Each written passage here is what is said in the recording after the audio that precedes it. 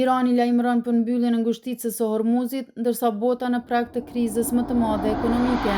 Vendimi i Parlamentit të Iranit për të miratuar mbylljen e ngushticës së Hormuzit ka shkaktuar alarm global dhe ka paralajmëruar potencialisht goditjen më të keqe energjetike në dekada.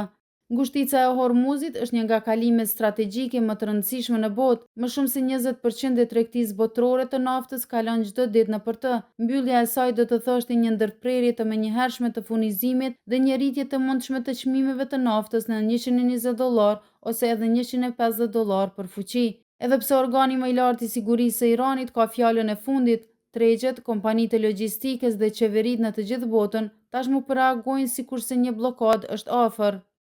Kjo tronditje energjetike do të godiste të parat vendet që varen nga energjia importuar, përfshirë ekonomitë më të mëdha të Bashkimit Evropian. Evropa, megjithëse pjesërisht e diversifikuar, nuk do të kursejej. Një rritje e çmimit të naftës dhe gazit do të çonte automatikisht një rritje të çmimeve të karburantit, energjisë elektrike dhe lëndëve të para industriale.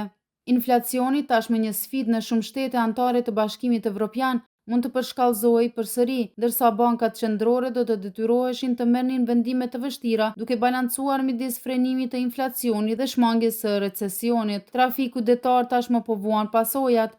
Anijet tregtare shmangin ujërat iraniane dhe devijimi nga kanali i Suezit dhe rrugëve të tjera do të thotë vonesa, kosto më të lartë dhe një krizë të re logjistike. Nëse ky vendim zbatohet, do të jetë më shumë se sa thjesht mbyllje e ngushticës, do të hap derën për një nga krizat më të rrezikshme ekonomike të shekullit të ri.